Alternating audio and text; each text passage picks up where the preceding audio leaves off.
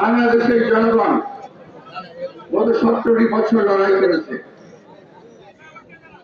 বিএনপির বহু নেতা কর্মী আত্মাহুতি দিয়েছে, গুম হয়েছে, শাহাদাত বরণ করেছে।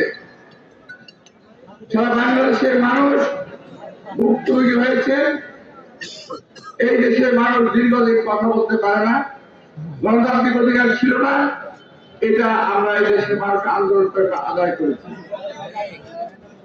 অনেকে বলেন যে তারা 7 দিন আন্দোলন করে শেখ হাসিনাকে চলবে না।